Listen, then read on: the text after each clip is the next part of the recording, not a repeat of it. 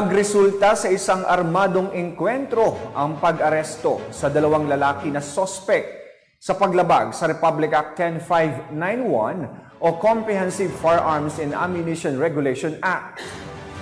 Nauwi pa rin sa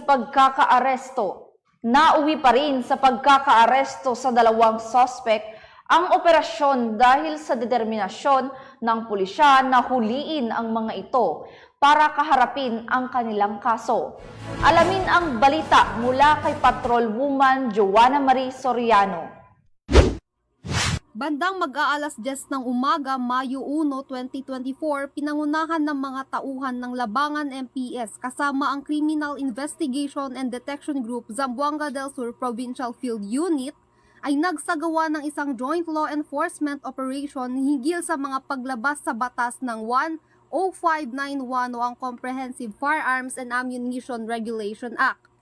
Sa pamamagitan ng bypass operation sa National Highway Barangay Apresangan, Labangan, Zamboanga del Sur na nagresulta sa isang armadong engkwentro at pagkasugat ng isa sa mga sospek sa kanang paa at pag-aresto sa isa pang sospek na lalaki, 27 taong gulang, may asawa at residente ng Purok 3, Barangay Dalapang, Labangan, Zamboanga del Sur. At isa pang sospek sugatan, nasa legal na edad, lalaki at residente ng Purok Pag-asa, Barangay Apresangan, Labangan, Zamboanga del Sur habang walang nasawi sa panig ng gobyerno. Nakuha mula sa sospek ang mga sumusunod na gamit.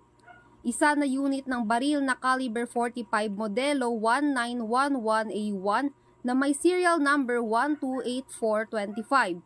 Isa na piraso ng steel magazine, isa na piraso ng bala, isang tunay na 500 piso ng pera bilang bypass money na may serial number LU513590, tatlong 500 piso at 14 na piraso ng 1,000 piso na pera bilang budel money.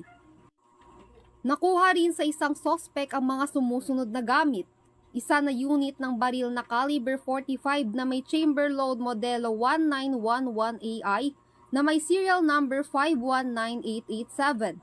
Isa na piraso ng steel magazine, 10 piraso ng bala, isa na unit ng touchscreen cellular phone. Ang sugatang sospek ay dinala sa Zamboanga del Sur Medical Center para sa medical na paggamot at ngayon ay nasa stable na kalagayan, habang isa pang sospek ay dinala sa opisina ng CIDG-ZDS para sa dokumentasyon at tamang disposisyon. Ang pagpapatupad ng batas ay isang hakbang upang makamit ang mapayapa, maayos at ligtas na bansa para sa maunlad na bagong Pilipinas. Dahil lang gusto ng pulis, ligtas ka! Mula dito, Zamboanga Peninsula, nagbabalita ang inyong PNN correspondent, Patrol Woman Joanna Marie Soriano, alagad ng batas, tagataguyod ng Balitang Pulis. Maraming salamat, Patrol Woman Soriano.